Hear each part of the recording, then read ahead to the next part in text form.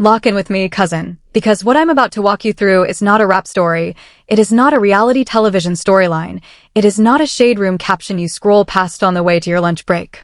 What I'm about to walk you through is a full-blown, 3-year-old, publicly documented paperwork situation that Papoose has been trying to renegotiate on the fly, in real time, on the wrong platform, in front of the wrong woman, with the wrong Olympic gold medalist filming him from the wrong angle. And the reason the entire Papoose story is finally, formally, contractually falling apart in the summer of 2026 is not because Remy Ma dropped a diss track. It is not because Claressa Shields called him her hubby in a caption. It is not even because a poolside video went viral on the Shade Room and 1,000 reaction pages carved it into content. The reason the Papoose story is collapsing is because for over a year and a half, Papoose has been telling one version of events and the paperwork trail has been telling the complete opposite version. And the paperwork trail just caught up to him in a boxing champion's Instagram story with a bedazzled yellow bikini and a jump in the pool that half of the internet clowned into oblivion. Everything the average casual fan thinks they understand about the Papoose and Remy Ma split is framed around the wrong question. The wrong question is who cheated first. The right question, the question that is about to blow this entire storyline open on this channel today, is who has actually been holding up the divorce for 3 straight years? And why does one side of that answer come with a filing date and the other side comes with a pool video? There are 2 timelines running simultaneously in this story. The one you have been watching on TSR, and the one that has been quietly determining the outcome of the one you have been watching. And when we get to the deep breakdown of the actual court filing from May 2025, and I promise you we are getting there, so stay locked in, you are going to understand why every move Papoose has made for the last 18 months was never actually about Claressa Shields, never actually about Easy the Block Captain, and never actually about a Christmas photo under a tree. It was about something else entirely. And Remy Ma has been 10 steps ahead the entire time. Drop your thoughts in the comments, hit like, and subscribe. Let's get into it. Now let me set this stage the way this stage actually needs to be set, because the internet keeps flattening a very layered situation into a very lazy headline, and the lazy headline is doing Papoose a favor he does not deserve. Reminisce Mackey, professionally known as Remy Ma, and Shamil Mackey, professionally known as Papoose, were married on May 12, 2008, over the phone, while Remy was serving a 6-year sentence for assault with a weapon. That wedding was reported in XXL as one of the most devoted moves in modern hip-hop marriage history. Papoose stood outside a jail cell and said, "I do," into a receiver, and for the next 6 years he became the walking, breathing definition of the word ride or die. When Remy came home in 2014, that wedding got a proper ceremony in 2015, televised as a special on Love and Hip Hop, New York, and by 2018 the couple welcomed their daughter Reminisce Mackenzie, the child they call the Golden Child, a baby Remy carried through IVF and previous pregnancy complications. That is the foundation. That is the origin story. That is the Black Love brand Papoose sold on VH1, in tour merchandise, in every podcast interview, in every barbershop conversation about what a rap husband was supposed to look like. Now stack against that foundation the last 3 years. Rumors of Remy Ma spending time with battle rapper Easy the Block Captain start surfacing in 2022, according to Vibe's own relationship timeline. A physical altercation between Papoose and Easy allegedly happens at a Chrome 23 event, according to reporting from both Hot New Hip Hop and Vibe.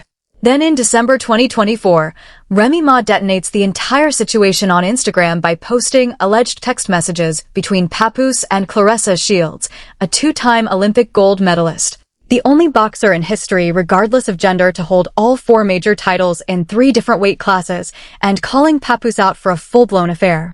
Papoose fires back and calls Remy a narcissist. Claressa Shields fires back at Remy and accuses her of having 2 boyfriends of her own. And then, 5 months later, in May 2025, Papoose finally, formally, actually files for divorce, posts the receipts on Instagram, and appears alongside Claressa Shields on The Breakfast Club that December to soft launch a relationship the internet had already hard launched for him a year earlier. That is a 3-year clock. That is a 3-year runway. And every single tick of that clock, from May 2008 to today, matters because it explains why the pool video, the yellow bikini, the hubby caption, and the poolside pose are not a lapse in judgment. They are a pattern. They are a receipt. They are, as we sit here in the summer of 2026, the final chapter of a book Papoose refused to close on the timeline that any reasonable adult in his position would have closed it on. And this is where the actual visible evidence starts stacking up on the pool deck. Let me walk you through what the internet has actually been shown with its own two eyes. First piece of surface evidence. In December 2024, Remy Ma took to Instagram and posted alleged text messages between Papoose'S and Claressa Shields. That is not an anonymous source. That is not a whisper. That is actual screenshots, reported by Boss-Up, reported by People, reported by every major hip-hop outlet on the planet, of Claressa Shields writing, quote, "You're the one who is married. If you can't at least sleep on the phone with me or be with me in person, it shouldn't be a big deal to let me know you made it home safe." That is Claressa Shields, in her own alleged words, acknowledging that Papoose'S is legally married and asking to be prioritized anyway. And Remy Ma, being the archivist she is, captioned that post with, quote, "Papoose'S dumb *** fell asleep on the phone with Claressa Shields," end quote. That is receipt number one. That is not a rumor. That is not an allegation. That is a screenshot that People magazine published. Second piece of surface evidence. In another alleged text message, according to Boss-Up's coverage of Remy Ma's post, Claressa Shields wrote to Papoose'S ahead of the Christmas Day 2024 release of her biopic, The Fire Inside. That's the Amazon MGM film about her training for the 2012 London Olympics, saying, quote, "I know you hate the internet games, but you need to do something today about this girl. My PR team gonna freak out when they see this. I can't be up here exposing her etc. before December 25th, the movie coming out." Read that back to yourself. That is a woman coordinating public relations strategy with a married man about how to manage his wife on the internet before her own biopic drops on Christmas Day. That is not a friendship. That is not a fitness collaboration. That is receipts, notarized in blue bubble text, filed in the public record by Remy Ma's Instagram. Third piece of surface evidence. Fast forward to May 27, 2025. Claressa Shields hops on her own Instagram story, per direct reporting from the Shade Room, and posts vacation footage of herself and Papoose'S. First clip, sunset on a beach. Second clip, Claressa Shields in a yellow, bedazzled bikini jumping into a pool while Papoose'S films from the deck. The internet immediately clowns her landing, clowns the swimsuit, clowns the choice to jump instead of walking down the steps, and Claressa Shields responds the next day, on May 28, 2025, with, quote, "My bad y'all, I ain't know my lil B cup. Top nip, kinda showed, my apologies, I know y'all love to pretend to be pastors on here." That is not a subtweet. That is a woman doubling down on a public appearance next to a still married man. Fourth piece of surface evidence. On April 10, 2026, just a few months ago from where we are sitting right now, Remy Ma dropped a track called WYFL, short for YUF** King Lying, over DJ Mac and Crash Dummy's viral WYFL rhythm. Complex covered it. Yahoo Entertainment covered it. Fat Joe reposted it. Memphis Bleak, Murda Mook, Mia X, and Millas all left fire emojis on it. And the bars, pull them yourself, say, quote, "The nerve of N******, as claiming they wrote those hits, when they whole career they ain't never ghost wrote shit," end quote. That's a direct shot at Papoose'S 2024 IG Live claim that he wrote 90% of Remy's catalog. And then, quote, "In competition with herself, I don't know that be ******, hoes be doing the most over SOSOD*****, wanna be a baddie, but you not bad enough," end quote. That is Remy Ma putting Claressa Shields on wax with the same clinical precision she brought to the Nicki war. And so ask yourself, does everybody understand how many separate, individually verifiable pieces of publicly documented evidence are now sitting in this stack? Text messages. Vacation footage. A Breakfast Club interview from December 2025. A diss track from April 2026. For separate rounds of receipts, filed on 4 separate platforms over the course of 18 consecutive months. And Papoose'S is still trying to argue that Remy Ma is the one clout chasing. Do the math with me, because the math is not adding up on his side. And oh, do I have more for you? Because if you thought the surface evidence was damaging, wait until we get into the cultural layer. Because the stans are really not going to like this next section. Especially the diehards who keep typing in the comments that this is just old news and grown adult business. What's coming next is the moment the entire hip-hop community, from Fat Joe to Charlemagne the God to Easy the Block Captain himself, quietly picked a side. And once you see who is standing where in this culture war, you're going to understand why Papoose'S has not written a single defensible response verse in over a year. Because let me talk about the second layer of evidence, the cultural layer, the insider layer, that the culture is watching and the culture has already voted layer. First piece of cultural evidence. In December 2024, immediately after Remy Ma dropped the text messages, Easy the Block Captain, the same battle rapper Papoose's claims to have knocked out over shaking his hand and sleeping with his wife, went on record with his own video, published on YouTube and reported by Vibe on December 13, 2024. In that clip, Easy claims, and I want to be very careful with my language here because this is Easy's allegation, not a proven fact, that Papoose knew about his alleged 2-year relationship with Remy Ma long before it went public. Quote, the N*** I knew already. I know he up there trying to play victim and all of that as **T, but he been knew. He knew 2 years ago, end quote. Easy then alleges, and again, this is his allegation, that Papoose discovered the relationship by bugging Remy Ma's car with a recording device. Now, do I know if that's true? No. Do you know if that's true? No. But is that the kind of allegation that gets floated in a full-blown culture war when the man being accused has already had his own text messages screenshotted onto Instagram? Absolutely. And Papoose has not filed one defamation notice, one legal cease and desist, one credible response to that specific claim. Not one. Second piece of cultural evidence. When Remy Ma dropped WYFL on April 10, 2026, the cosign was immediate and it was elite.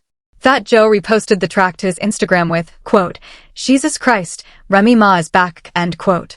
And when Fat Joe, the same Fat Joe who has known Papoose for 2 full decades of New York hip-hop history, the same Fat Joe who has been in rooms with both of them at every industry event that ever mattered, publicly picks Remy's diss track over his boy Papoose's silence.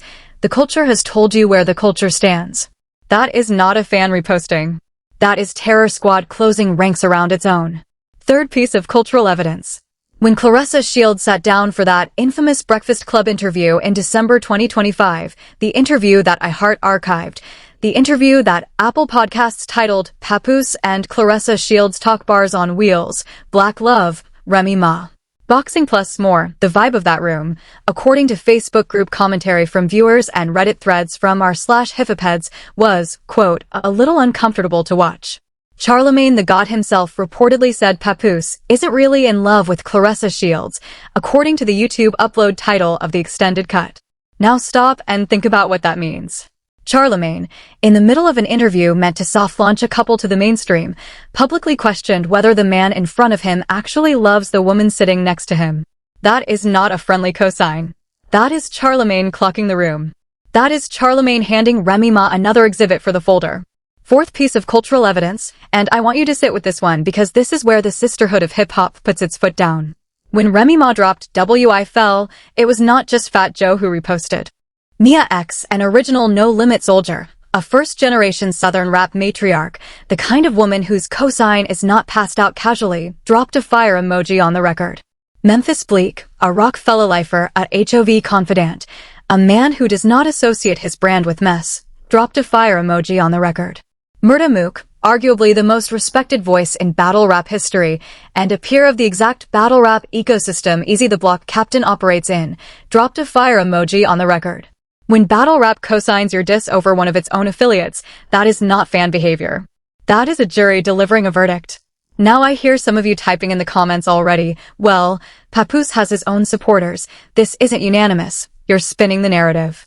And I want to be fair, that is a legitimate point. Papoose does have a fan base. He has a reputation as a lyrical technician. He has a career of freestyles that predates most of the people commenting on this drama. But here is where that counterargument dies, and it dies quickly. Because for every Papoose supporter typing in the comments, there is a Papoose reality. A reality where he has not released one credible response record to WYFL, has not published one interview refuting the specific text messages, has not offered one single receipt that contradicts the receipts Remy Ma has been notarizing on Wax and on Instagram for a year and a half. The man who claimed to write 90% of Remy Ma's rhymes has been unable or unwilling to write his own defense. And that silence, from a lifelong freestyle rapper whose entire brand was built on being the last voice in the cipher, is not just loud. It is deafening. And it is about to get louder, because we are about to shift gears completely and stop talking about who kissed who and start talking about what none of the reaction pages are willing to discuss. Now hold on, because we are about to leave the entertainment tier of this story and enter the tier that most reaction channels will never touch. And the reason they will never touch it is because it requires actually understanding how a marriage is dissolved in the state of New York, how public brand equity operates in the hip-hop economy, and how delay strategy works as a legal and financial weapon. So buckle in, because this is where the real conversation begins. First, systemic angle. The state of New York, according to reporting on the Reddit r/LoveandHip thread and multiple family law consultations that circulated during the December 2024 flare-up, is a no-fault divorce state. Which means Remy Ma does not, as a matter of law, need Papoose'S signature to obtain a dissolution of the marriage. She can file unilaterally. She can force the proceedings forward. The only reason a New York no-fault divorce stretches into a 3-year saga is when the parties are contesting the division of assets, property, custody, child support, or in a case like this, the equity attached to a shared public brand. Now go back to Remy Ma's May 2025 Instagram Live statement, the one covered by Thegrio, where she said, quote, "If you can't afford to retain a lawyer since the lawyer that you gave has not been retained yet, I told you I'll pay for it. If someone that loves you over there wants to pay for it, great," end quote. Read what she actually said. She did not just offer to pay Papoose'S legal fees. She publicly framed Papoose as financially unable to retain his own attorney. In one sentence, in one Instagram Live, Remy Ma reset the entire economic power dynamic of this divorce. Because in the hip-hop economy, in the reality television economy, in the streaming economy, whoever holds the cash flow holds the leverage. And Remy Ma has just told the world that the cash flow, the touring money, the Fat Joe collaboration checks, the love and hip-hop residual money, the podcast appearance money, is on her side of the ledger. Papoose, according to her own alleged evidence, has been pawning jewelry, which was reported alongside the May 2025 filing coverage on Thegrio and multiple other outlets. Second, systemic angle.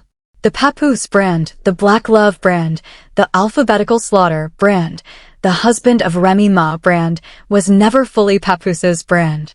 It was a co-owned brand. It was co-built with Remy Ma across VH1 seasons, across joint interviews, across public appearances, across a wedding special that VH1 produced and monetized. When Papoose stalled the divorce paperwork from 2022 into 2025, he was not just stalling a legal proceeding. He was preserving his access to the co-branded equity, the residual media checks, the reality television opportunities, the hip-hop's most loyal husband, positioning that he had monetized for over a decade. The moment he filed in May 2025, and the moment that filing was reported by iHeart and Power 105.1 and covered as a legal receipt, he did not just end a marriage on paper. He ended the co-brand. He walked himself out of the shared equity. He forfeited the Black Love narrative on his own signature. That is not a divorce. That is a self-eviction from a 15-year business asset. Third, systemic angle. Now let me talk about Claressa Shields' side of this ledger, because Claressa Shields is not just a 2-time Olympic gold medalist. She is a boxing brand valued in the tens of millions across purse money, sponsorship deals, and, most importantly, the December 2024 Amazon MGM biopic The Fire Inside. That is a major studio, mainstream, Christmas Day theatrical release. That is a brand ecosystem with publicists, PR teams, and studio contracts. And in the December 2024 alleged text messages that Remy Ma published, according to People and Gossip, Claressa Shields was actively coordinating with Papoose on how to manage public narrative before her own biopic premiere. Read that back. A world-class athlete with a Hollywood biopic dropping in 11 days was, allegedly, texting a still-married rapper about how to control his wife's Instagram before the movie hit theaters. That is not romance. That is not Black Love. That is asset protection mode. And the fact that Claressa Shields still, as of the Breakfast Club interview in December 2025, insisted on going public with the relationship after the biopic had already released and the box office had already been counted, tells you the calculus shifted. Once the biopic banked, Claressa Shields did not need to hide anymore. She only needed to hide until the Christmas Day 2024 opening weekend. And that timeline, that ruthless commercial calendar, is what actually explains why the pool video dropped in May 2025 instead of December 2024. This was never a soft launch. It was a scheduled release. Fourth, systemic angle. And this is the deepest cut. The hip-hop reality television ecosystem, the one Papoose and Remy Ma built their public marriage inside of, is a system that punishes divorce specifically because divorce breaks the storyline. But it rewards drawn-out divorce, publicly documented divorce, screenshot-driven divorce, because drawn-out messiness generates content, and content generates residual income for all parties involved. Every Instagram live Papoose and Remy Ma have done at each other over the past 18 months has been monetized. Every reaction video Big Keys and TSR and Boss Up and Complex have posted has been monetized. Every diss track Remy has dropped has streamed. Do you see the pattern? The divorce is the content. The delay is the strategy. And the person who wins the divorce is not the one who files first. It is the one who owns the narrative when the paperwork is finally signed. And right now, in the summer of 2026, Remy Ma owns the narrative outright. So here comes the truth bomb, the reveal, the payoff that everything I have just walked you through has been building toward. Because the biggest single fact that has not been discussed on any commentary channel, on any reaction video, on any shade room caption is this. Papoose did not file for divorce in 2022 when the rumors first started. Papoose did not file in 2023 when the easy allegations first broke. Papoose did not file in December 2024 when Remy Ma posted the Claressa Shields text messages. Papoose did not file in April 2025. Papoose filed in May 2025, reportedly, and this is critical, according to iHeart and Power 105.1, the day after Claressa Shields went on The Breakfast Club and publicly acknowledged their relationship on air. Read that timeline back to yourself slowly. Papoose sat on divorce paperwork for approximately 3 consecutive years. He watched Remy Ma allegedly build a public relationship with Easy the Block Captain. He watched Instagram carry text messages between him and Claressa Shields to a global audience. He watched his own wife post alleged jewelry pawn receipts on him.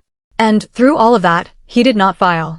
It was only when Claressa Shields, the 2-time Olympic gold medalist, the woman with a mainstream Hollywood biopic, the woman whose PR team could no longer afford to have their client attached to a still-married rap husband, publicly forced the issue on The Breakfast Club that Papoose finally, reluctantly, dropped the paperwork on Instagram the very next day.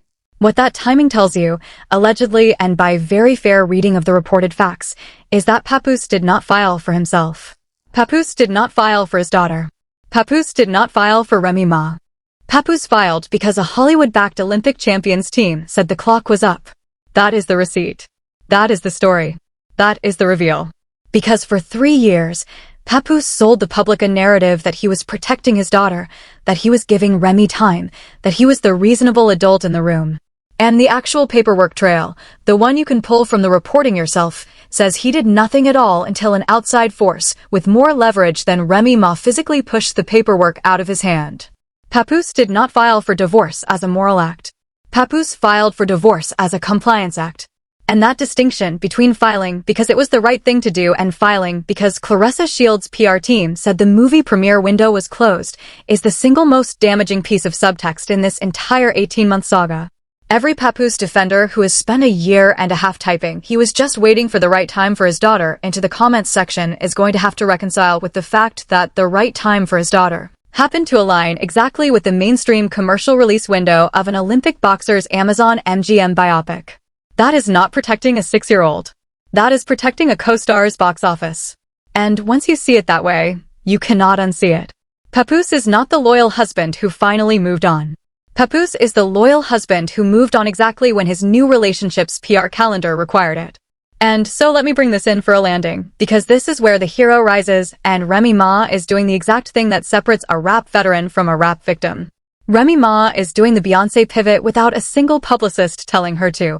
Remy Ma is doing the receipts on wax pivot without one A&R telling her what beat to hop on.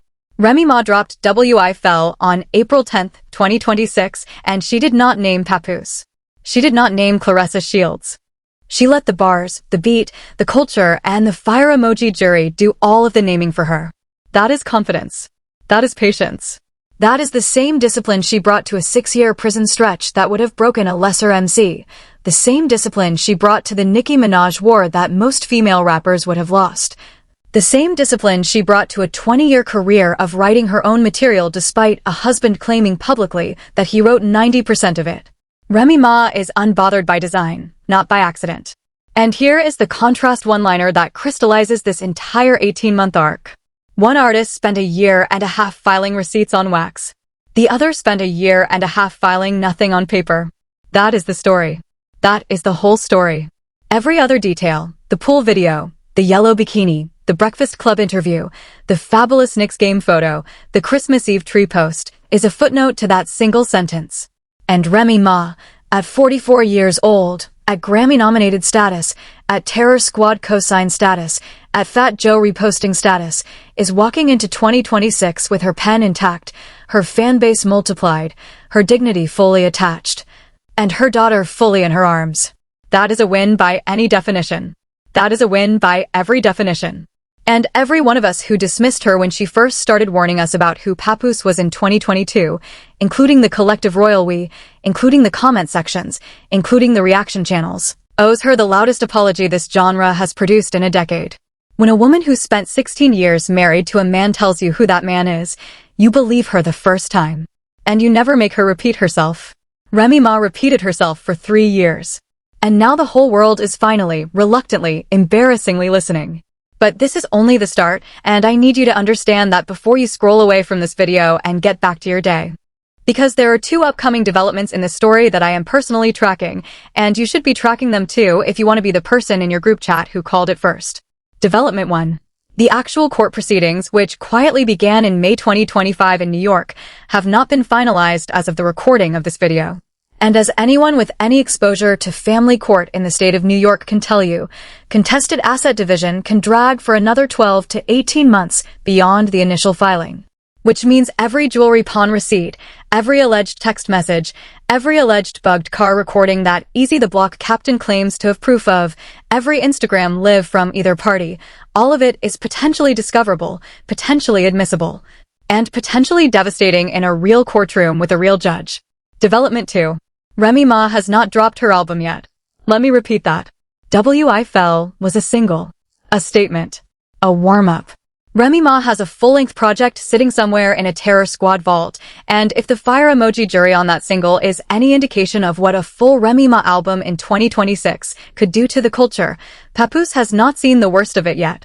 He has seen the trailer. The feature film has not premiered. And when it does, you already know where the couch is. So do me a favor before you close this tab. Drop your take in the comments right now. Do you believe Papoose'S actually filed for his daughter, or do you believe he filed because Claressa Shields' PR team said the clock was up? Do you think Remy Ma's next album completes the takedown, or do you think Papoose'S finally responds with a verse of his own? And most importantly, do you owe Remy Ma an apology from 2022, and are you brave enough to type it in the comments? Because I want to see who's honest today. And if you enjoyed this breakdown, subscribe to the channel right now, because the next video we are dropping is the one everybody has been asking for. It is called The Real Reason Fat Joe Just Publicly Chose Sides in the Papoose'S Divorce, and what it means for Terror Squad's next move. Because Fat Joe reposting WYFL was not a repost. It was a business decision. And when we get into what that decision unlocks for Remy Ma's next label move, you are going to understand why this story is not ending, it is just beginning. I'll see you in the next one. Stay steady, stay filed, stay above the noise, and stay honest with the paperwork.